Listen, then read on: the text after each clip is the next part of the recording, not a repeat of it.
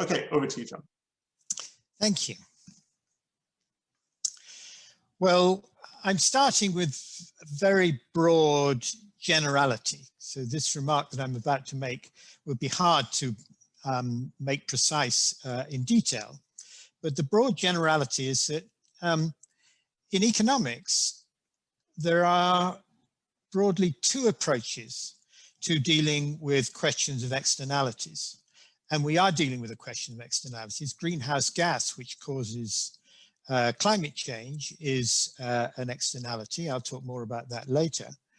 And economics can approach externalities either in a price-based way, a way that gives importance to prices and values, or in a quantity-based way.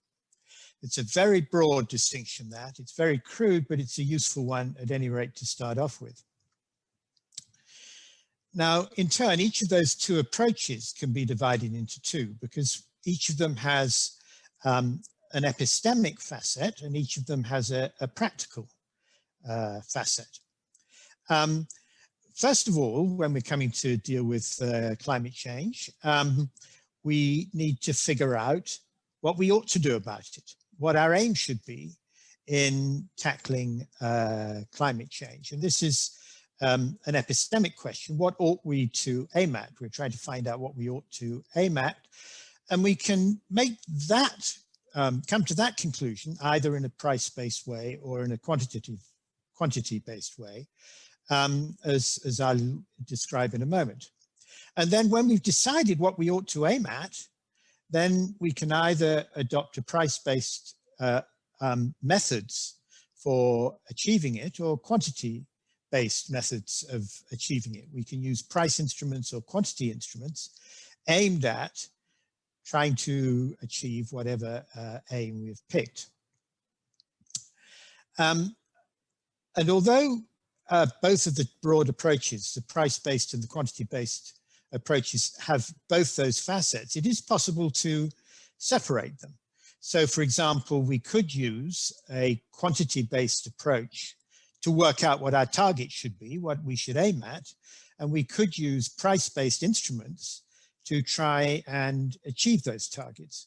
So the two facets of the methods can be separated. And in fact, I'm going to suggest that it would be a good idea if we did separate them, at least more than we have. So that's the broad structure. And I'm going to start with the epistemic side of things, how we ought to decide what our aim should be. Oh, sorry, how we can decide what our aim should be, ought to be. And then I'll come to instruments later on.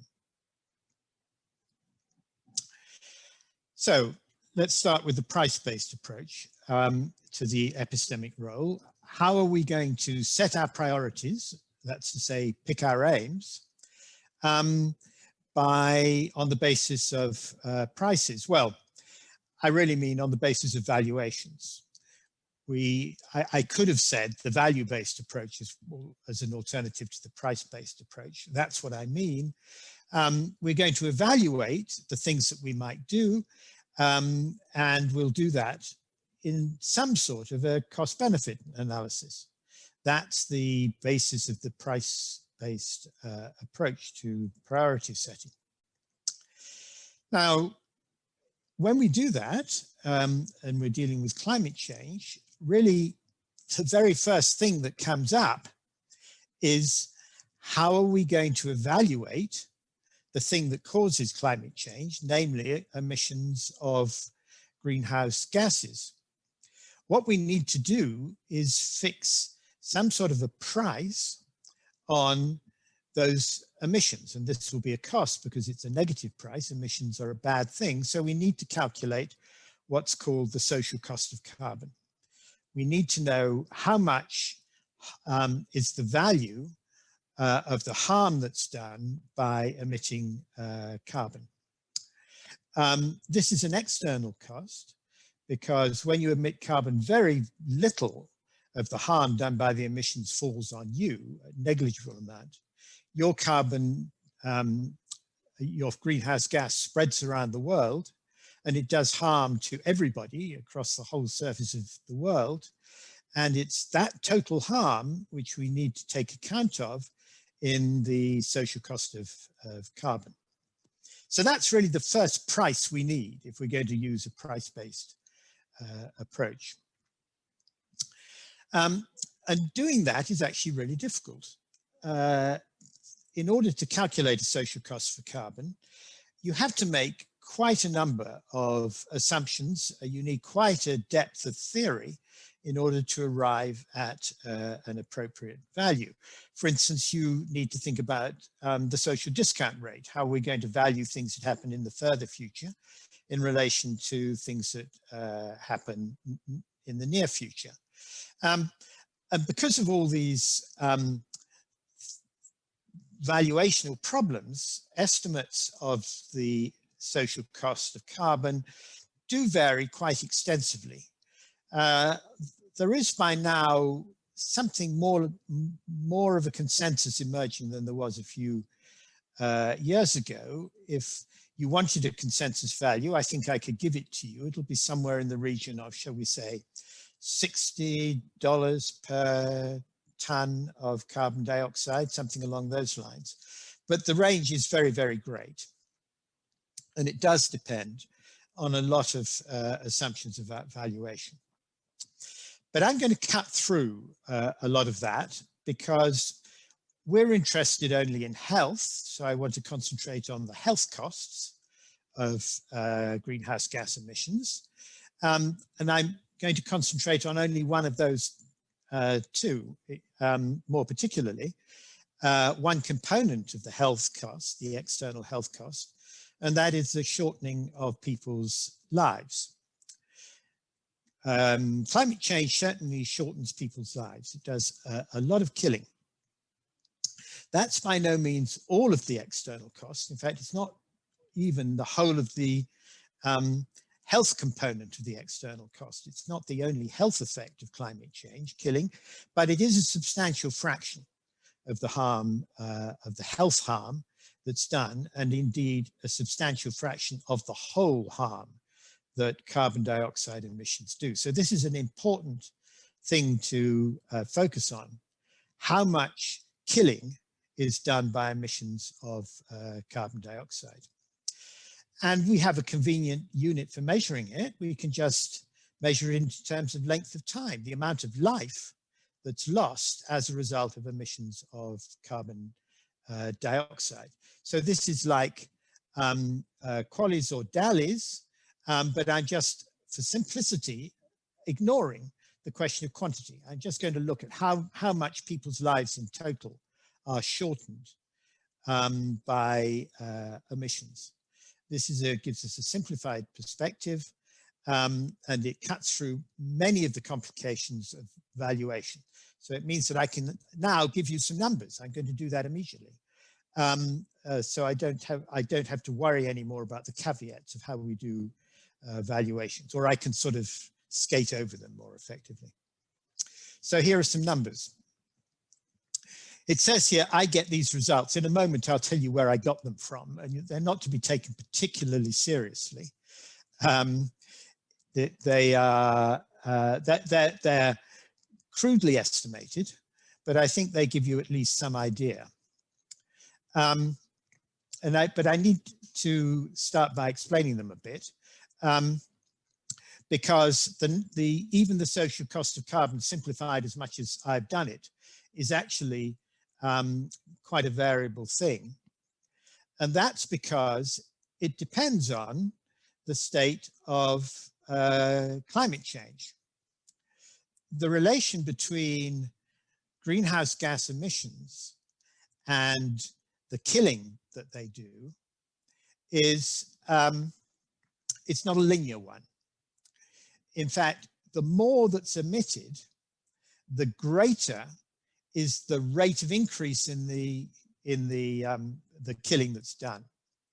So the graph that relates death, shall we say, to greenhouse gas emissions is one that curves upwards. The marginal harm done by an extra emission therefore depends on how many other emissions are being done in the world. That means that the social cost of carbon depends on how effectively the world is dealing with climate change. And we have a sort of standard framework for recognizing that, which was set up by the Intergovernmental Panel on Climate Change. It set up a number of things which it calls RCPs, which, if you want to know, I hope I've got this right, stand for representative, I thought I remembered this, and I've forgotten what it stands for. Sorry, I'll have to give up on this. Call them RCPs. They're always called RCPs. I'll remember it later what it stands for. Concentration. Oh, I've got it. Pathways. Representative concentration pathway. Got that right, have I, Anand? Yeah. I'm going to mention just two of them. One is what's called RCP 8.5. Don't worry why it's got that name, but this is meant to represent something like business as usual. It's a rather pessimistic, in fact, a very pessimistic scenario. In RCP 8.5, the world does really very little about climate change, some, but not very much at all.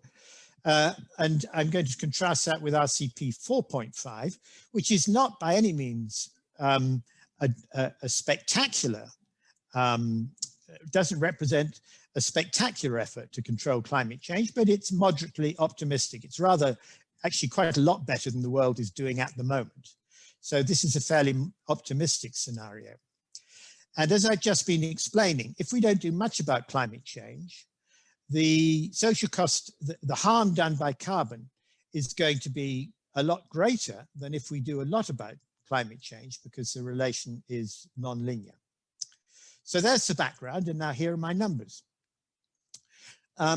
In RCP 4.5, that's a moderately optimistic one, a ton of carbon dioxide equivalent, that's to say roughly a ton of greenhouse gas, shortens the amount of life lived in the world by 0.0004 years. I'm going to give you that in minutes later. So that's the number of years that a ton of carbon dioxide shortens lives by, on average. In RCP 8.5, you can see it's a lot greater. It's more than 10 times as big, 0.005 years per ton. Now, of course, this is a broad average. It's not as though the harm done by climate change is smoothly increasing. It goes in fits and starts. So there will be certain tons that are emitted that will cause a dramatic jump in the amount of killing that's done. So there will be some emissions that trigger, shall we say, a new hurricane in the Philippines and kill thousands of people. So that some tons will kill a lot of people, other tons may do no particular harm at all. And as a matter of fact, given the chaotic nature of the atmosphere, some tons will be beneficial. But on average, they each do harm, and this is the measure of the harm they do, measured in the amount of time that they shorten people's lives by. Let's turn this into a cost. So let's suppose that the cost of removing carbon dioxide from the atmosphere is around about $10 a ton.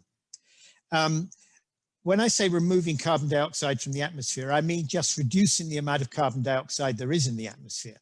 And the cheapest way of doing that at the moment is not literally removing stuff that's already there, but by not emitting stuff that otherwise would have been emitted. So, for example, by generating electricity from natural resources rather than from fossil fuels, doing that reduces the amount of carbon dioxide in the atmosphere. And means of doing that, roughly, do actually cost somewhere in the region of $10 a ton. So for $10 a ton, for $10, you can reduce 1 ton of carbon dioxide. And that now tells you per dollar what you can do in the way of increasing people's life years by doing something about climate change. So we simply divide these numbers by another 10, which you can see I've got down here. So 0.00404 years per ton comes out as 0.00004 years per dollar, which is actually about 25 minutes a dollar. So that means that each dollar you spend, shall we say, on insulating your house or whatever way you're going to use your dollars to reduce emissions. I shouldn't say insulating a house, actually, because that's really expensive. The cheapest way that those of us who live in rich countries can reduce emissions of carbon dioxide is by sending that money to poor countries where it's actually quite cheap to reduce emissions. For example, if you send, there are projects which supply wood-burning stoves for cooking in African countries. And having a wood-burning stone rather than cooking over an open fire is an extremely good way of reducing carbon emissions. A lot of the emissions from Africa do actually come from cooking over open fires. So installing wood-burning stoves is an effective way of reducing emissions. And if you use $1 to contribute to that, you will save about 25 minutes of people's lives. Probably not one person 25 minutes, but totaled over the whole of the population of the world, 25 minutes in total. And that's in RCP 4.5, the optimistic scenario. In business as usual, you will save more than 4 hours. I mean, you might just think of looking at that number, you might think, well, that's a good way of spending $1. If you can get 4 hours of life for $1, that doesn't look too bad, but I'm going to give you some comparisons in a moment. This means in RCP 8.5, it costs you $2,000 to create a year of life, to save a year of life, and $25,000 in RCP 4.5. Now, I want to compare those with things. Oh, before I do that,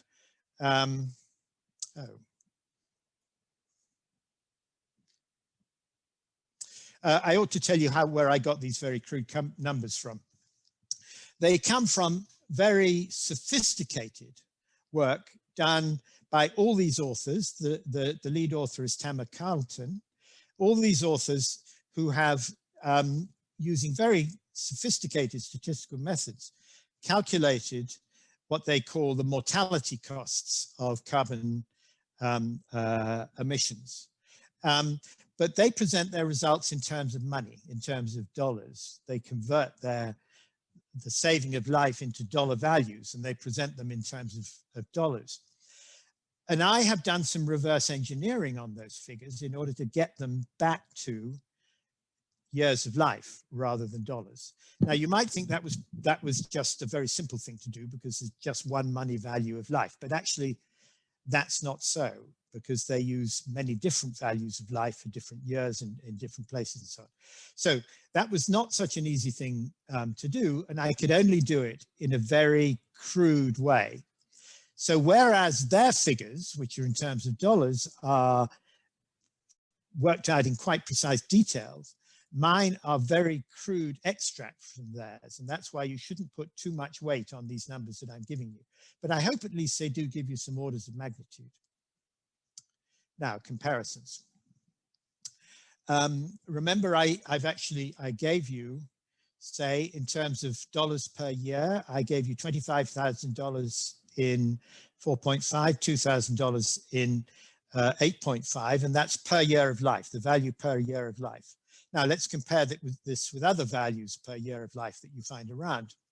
In the US, the Office of Management and Budget, when it tells people how to do cost-benefit analysis, standard life at the moment, when I last looked, that is at $10.95 million, valued at $10.95 million. Turn this into years by dividing by the life expectancy of the average person who dies, and you come out with 259,000 per year. In the UK, for another comparison, in the health service, the National Institute for Clinical Excellence recommends medical treatments if they cost less than about $35,000 per year. So it gives an implicit value of life at around about $35,000. Now, those are far above the values that I've just come out with climate for the opportunities for saving lives by means of climate change, reducing climate change. But then remember that these are figures for US lives or UK lives.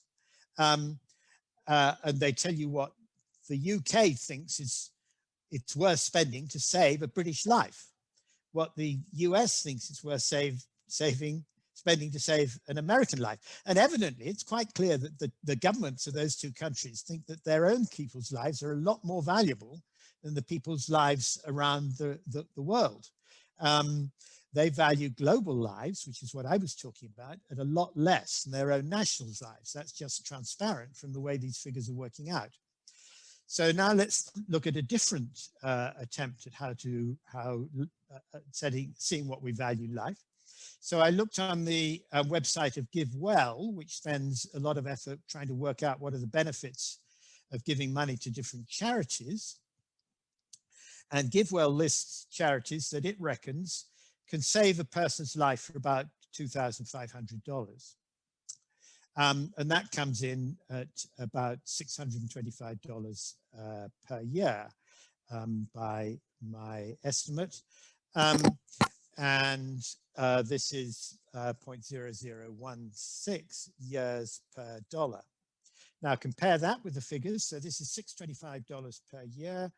Go back to the climate change, the climate emissions figures. These are in the thousands. It costs 2,000, even in the pessimistic scenario, 2,000 per year to save a life by reducing emissions, and 25,000 per year to save a life if in the optimistic scenario.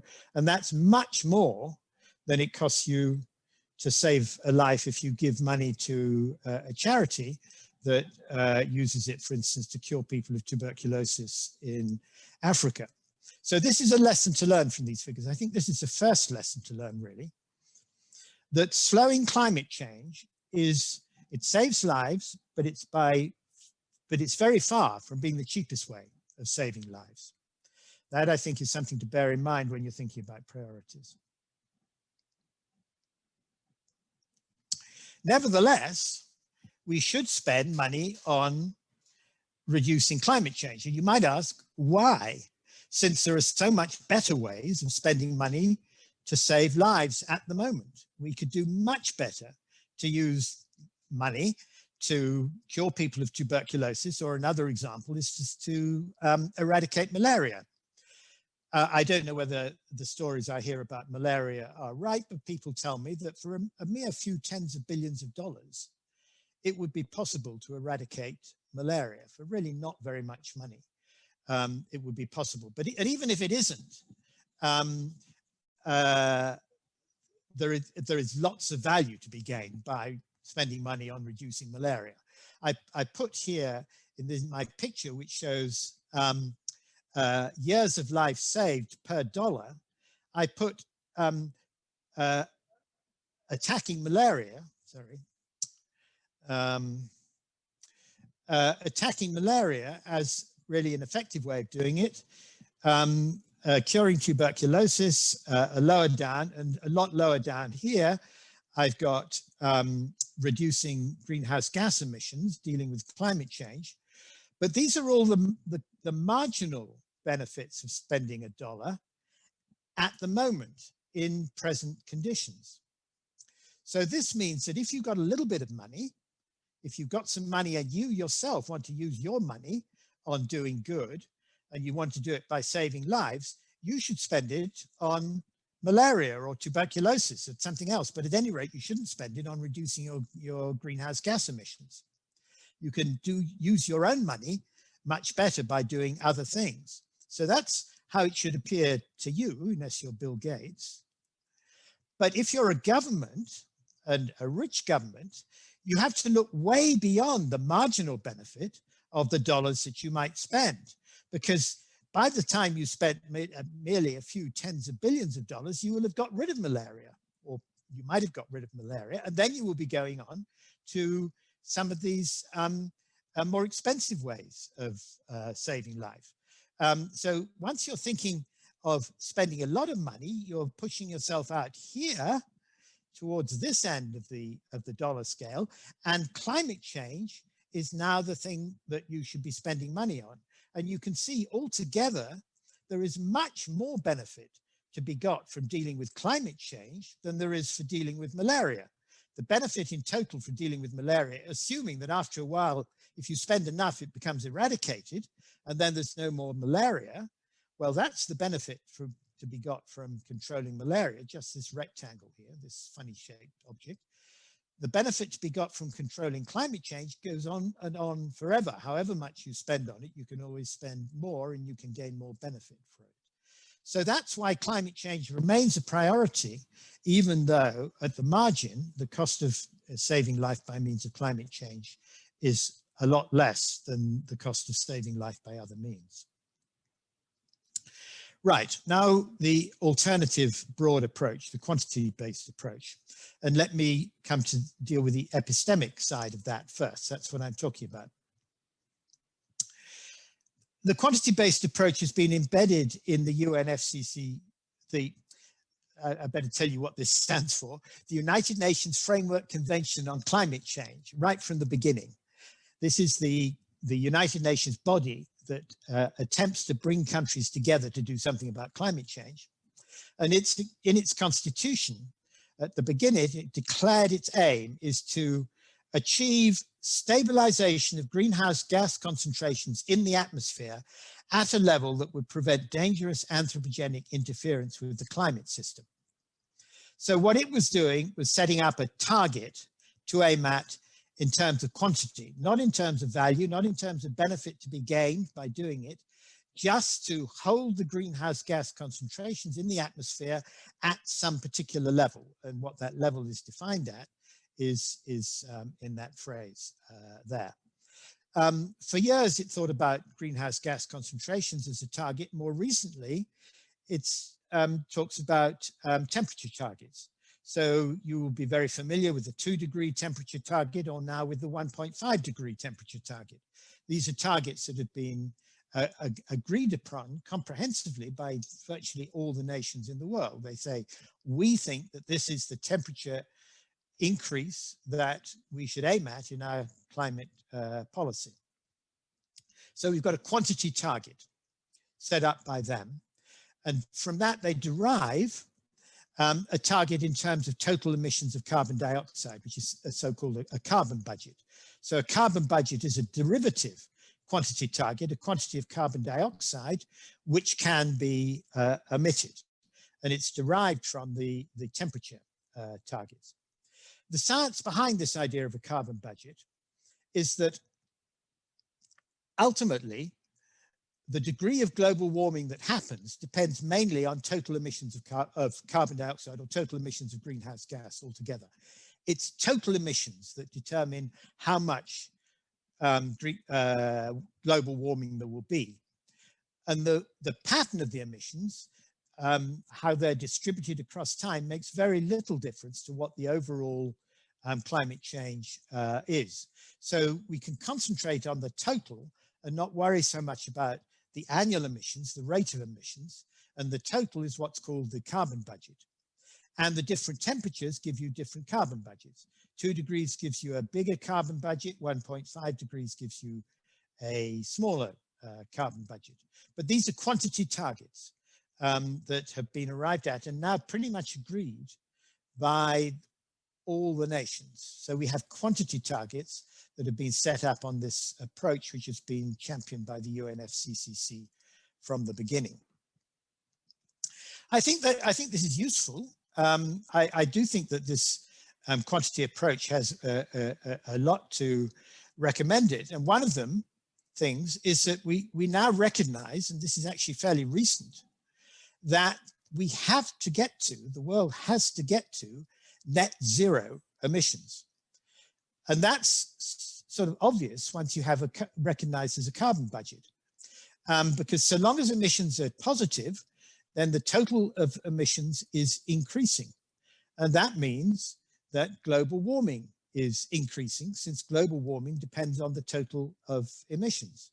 So to control global warming, it is absolutely essential that eventually we reach net zero. The only question is, when are we going to reach net zero? What are we going to aim? What is our aim going to be for net zero? So this is a quantity target. We know what it's got to be nothing. And the question is, when are we going to get to nothing? And when we get to nothing, we will have seen what carbon budget we've actually spent, and that will determine what climate change, how much climate change there is. Now, I think this is very effective. I think to get people to recognize we've got to reach net zero is a very useful method of getting something done about climate change. I think people used to think, well, we've just got to reduce our emissions, do our best to reduce emissions. But now we know that reducing emissions is not enough. We've got actually to stop emissions. And so this is a very useful benefit of thinking of this in a quantity-based way, which we should ultimately rely on, the quantity-based epistemology or the value-based epistemology. Depends on what we can be more confident about. Can we be more confident that we've picked the right quantitative target or the right value, target in terms of value? And I've already said that there's a lot of doubt about the quantity-based, the value-based targets, because we don't really have a good universally agreed figure for the social cost of carbon.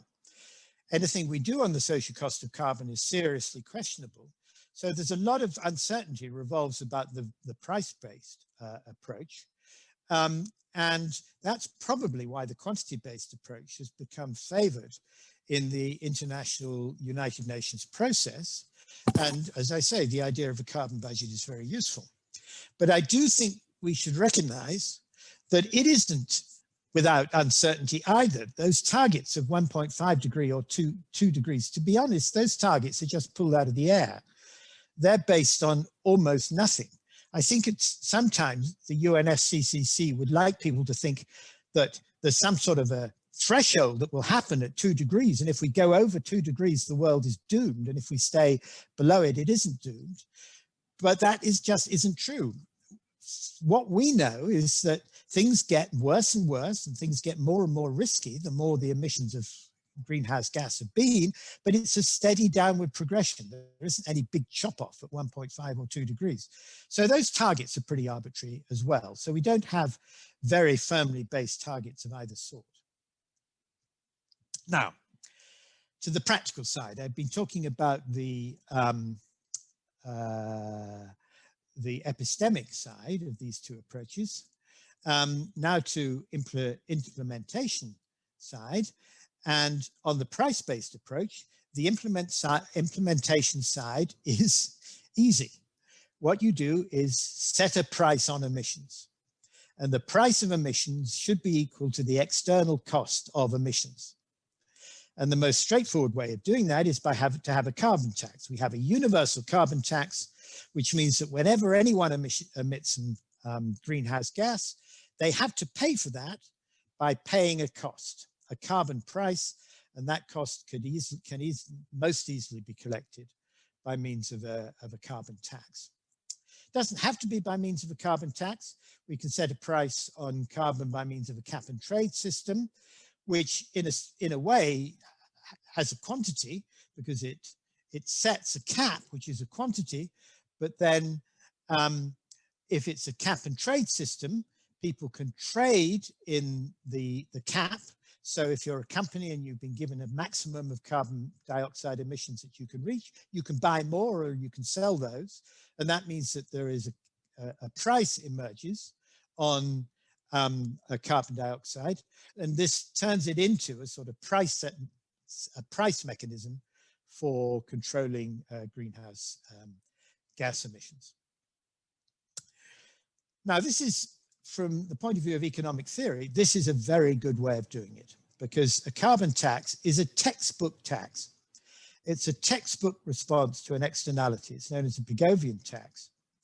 When you do some activity or other that causes an externality, in particular that causes a greenhouse gas emissions, when, for instance, you drive a fossil car or you build a computer, you don't pay the full cost of what you do.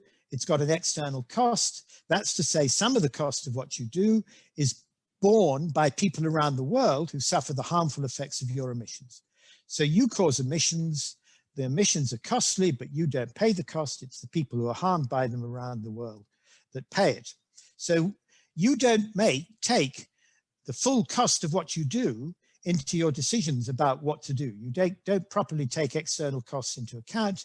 And the result of that is inefficiency in the technical sense of Pareto inefficiency. In fact, it means it's possible to make some people better off without making anybody worse off. But what a Pigovian tax does is it compels a decision maker to take account of the external cost of what she does. As we put it, she internalizes the external cost because she pays a tax that's equal to the external cost. And so it leads to an efficient result. For that reason, a carbon tax is in a way an ideal sort of tax. It promotes efficiency, whereas most taxation that governments do creates inefficiency in one way or another. So a carbon tax is really an ideal tax. Of course, when a country imposes a carbon tax, then the people, that will, other things being equal, be a cost to people. They would have to pay the carbon tax, which hurts them. But what it needs to do is compensate them for that by reducing their other taxes or in other ways, by subsidizing other things that they do.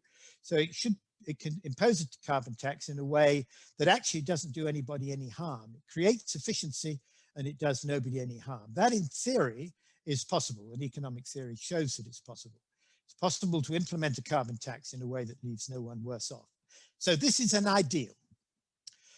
And some countries do actually have carbon taxes, and some of them have carbon taxes that are not so far off what we think is the social cost of carbon. But many countries don't. And in fact, it's now becoming very hard for countries to introduce carbon taxes. The political process in some way or other seems able to veto them, even ideal though they would be. So we have this theoretically ideal price-based implementation policy. I want to stress that I don't think that it would work on its own. Simply imposing an appropriate price on emissions is not going to be the best way of dealing with climate change, because there is the economies will have to change very radically. So, for example, power systems will have to be switched from fossil-based power stations to renewables. And that's a massive change in the government's infrastructure. The transport system will have to be revolutionized. And those are things that would happen slowly using prices, but in fact, it will certainly require public planning to make sure these things happen well. And public planning is a quantity-based instrument. So I do think that the theory is good and it recommends price-based implementation, but it would certainly need to be backed up with serious government planning. So that's a price-based implementation. It could be used to implement a target that's set by a quantity-based epistemic process. So, for example, if we picked a particular carbon budget, then a carbon price could be used to implement the carbon budget. The price of carbon should be set at whatever level will keep emissions within a budget, and the cap and trade system could achieve that result. What we could do is we could set a global all-time cap on emissions, which could be distributed in one way to different countries, and that cap would be the carbon budget. So we would divide the carbon budget among the countries, allocate to each country a budget, a cap, but then let the countries trade in their emissions, and that would establish a price, and that would fix a price through the carbon market, and that price would then be effective in bringing emissions down to the level of the carbon budget.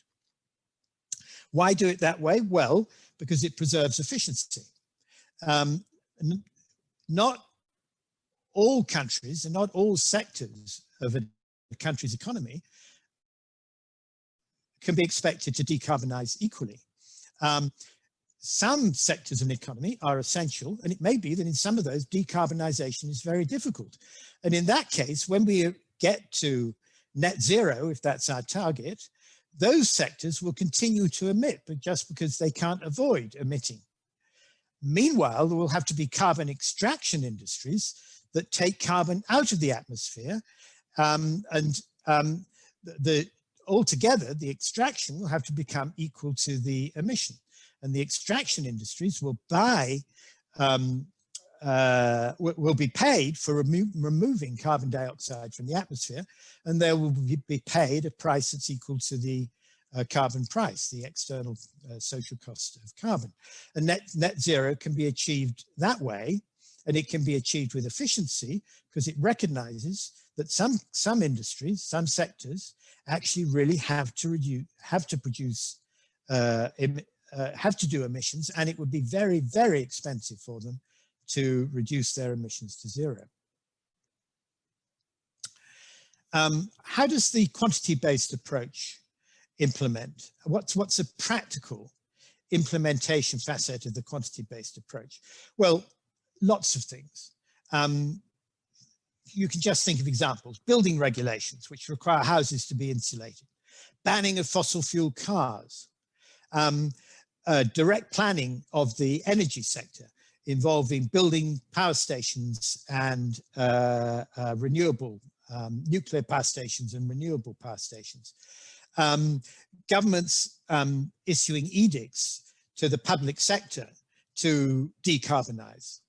And I'm also going to include subsidies here, because in a way these are price instruments, but actually they're used in a very ad hoc fashion. So you can subsidize solar panels and other ad hoc subsidies which are intended to induce people to reduce their emissions. As a matter of fact, the quantity-based approach to policy is really just a mishmash. It doesn't have any guiding principle. You just think of a way of reducing emissions, and by edict, you apply that way. So inevitably, it's hugely inefficient. Ad hoc quantity targets are not an efficient way to achieve what we're aiming at. And you shouldn't think that this is, efficiency is an unimportant obsession of economists. Why do economists care about inefficiency? Well, because it really matters. The inefficiency that we're dealing with, the inefficiency of climate change in the first place, and the inefficiency of badly designed instruments for dealing with it is huge. And if you deal with it in an inefficient way, it's that much harder to achieve your target. If you're trying to achieve a target, you really want to try and do it efficiently, because if you waste a whole lot of resources in doing it, you won't successfully achieve the target in the end. So it really matters. Now, here's an example of a quantity-based approach. And that is to set an aim of net zero for every country and every sector of every country's economy. The idea is that since the science has told us that the world has to get near net zero at some date or other, why don't we just give to every country and every part of every country that same target, get to net zero? Well, that I think is very unsatisfactory. It might be okay if we couldn't have negative emissions, because the only way then of getting net zero would be nobody doing any emissions at all. But we can have negative emissions, and furthermore, we've got to have negative emissions. The IPCC has shown us that we will not achieve success in climate change unless we develop a technology for negative emissions. So it's really not necessary for every part of the world to achieve zero. It may be better for some parts to continue adding carbon to the atmosphere, while other parts of it suck carbon out of the atmosphere. In fact, that's the whole point of talking about net zero rather than zero. Net zero means we allow for the fact that in some cases it's good to emit carbon dioxide, whereas in other cases we should be subtracting it. Now I'm getting back to health, and I'm just getting back to a report which has come from the UK National Health Service, which Anand very generously showed me. But it's an example of just the sort of thing that I've mentioned. It's got a target of net zero by 2045. I'm not quite clear whether it thought of that target by itself or whether the government told it that this was its target. But at any rate, in one way or another, it's got itself a net zero target by 2045, and it issued a report, which is the one Anand just gave to me, that explains how it's going to achieve it. It doesn't explain why it's going to achieve it. It doesn't tell you why it's going for net zero, but it really should explain that. It needs to explain why money, which the government is paying to the health service, should be spent on reducing greenhouse gas emissions. I mean, it may be the right thing to do. I'm not saying it's not the right thing to do, but I want to know whether it's the right thing to do or not, and I want that explained to me. Now, it is sensitive to that question, as you can tell from the report itself. It keeps talking about the health benefits of reducing greenhouse gas emissions. And these are health benefits to the British public. Now, you can see that's because it's trying to sell this project to the British public, and they would like to know that they get health benefits from it. But the health benefits to the British public of the NHS reducing its greenhouse gas emissions are a tiny part of the benefit of the NHS reducing its greenhouse gas emissions. The benefit that will come from the NHS reducing its greenhouse gas emissions are benefits to the whole of the world, not to the British public, and the British public will see nearly all of those, almost none of those. That's just window dressing. And only part of the benefit achieved by reducing NHS emissions is a benefit to health. It benefits people all over the world in other ways, not just benefiting health. So to say it's doing this in order to benefit health, well, that's just window dressing. I want to know whether the NHS is really doing the right thing in achieving itself, aiming to achieve net zero by 2045. And how do I know that if I don't get the data which tells me what the benefits of doing this are compared with the costs of doing it? But the main benefits are not mentioned in the report. The only benefits you get are the nugatory benefits to the health of the British public. We don't see what the main benefits are, nor does it say anything about the costs of achieving its target. And this is really weird in the NHS, because actually the NHS in one way is a leader in priority setting among different medical treatments. It's worked quite hard on this for some decades. It takes a lot of trouble to compare the benefits of treatments against the cost of treatment. But it makes no attempt to assess the relative priority of medical services as a whole, the things it provides, against the benefit of reducing carbon emissions by itself, its own reduction of carbon emissions. That doesn't appear in the report. And it even turns out, when you get down towards the end of the report, that it's not going to reduce its own emissions to zero, because it's going to achieve a good part of its target by offsetting and by negative emissions. It says it's going to plant trees and it's going to use carbon capture and storage. These are some of the means by which it's going to reduce itself to net zero. So NHS money is going to be spent on removing carbon from the atmosphere in order to meet this target. And that's why they call it the target of net zero rather than zero. They're going to be taking carbon out of the atmosphere by planting trees or using carbon capture and storage, using the resources of the national health. Now, I'm not saying that money shouldn't be spent that way. What I'm saying is that we have been given no way of telling whether or not it should be. Whatever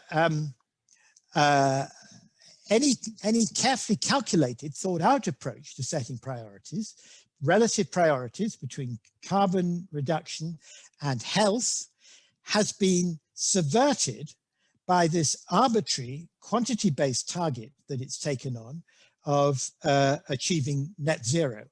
And I think that that is, I think that's actually disgraceful. It's abandoned rational approach to the setting of priorities within the health service. Now, if we did it by means of prices, it would be different. Suppose that there was a carbon price in Britain, then the NHS would have to pay for the things it buys, and embedded in the price of what it pays for would be the carbon emissions that are created in delivering those things. So some of the NHS money would be spent on reducing emissions because it would be spent on the carbon tax or the carbon cost that's gone into the cost of the things that it buys. It's not all going to be spent on health. So some NHS money is going to be spent on carbon reduction and should be spent on carbon reduction. And health would be more expensive. It would be more expensive for it to buy the things, the resources it needs for health. And that extra expense would be used on reducing carbon emissions. So I'm not against using NHS money on reducing carbon emissions. What I'm against is not having any clear basis on which it's done. It may even be that its effective emissions, which it makes through buying things that are created by carbon dioxide, it may even be that in the end they get reduced to zero. But actually, it looks to me as if that's not likely to be so, just because the NHS recognizes that it's not going to be able to bring its own emissions to zero. That's why it's planning to plant trees and use carbon capture and storage. It may well be that actually the NHS is one of the parts of the economy where emissions are really expensive to get rid of, and it's better for it to continue to emit. I don't know. And one important lesson. This is really the main lesson you can get from economics. It's the epistemic virtues of the market. If carbon has a price, then the harm that's done by emissions appears in the price of everything that's embeds carbon. If we don't have that, then we're reduced to this mishmash of policies, which is what's emerged in this report from the NHS. And yeah, the conclusion I want to arrive at is that we've been deprived of adequate means of setting priorities by this method. So I finished. Thank you.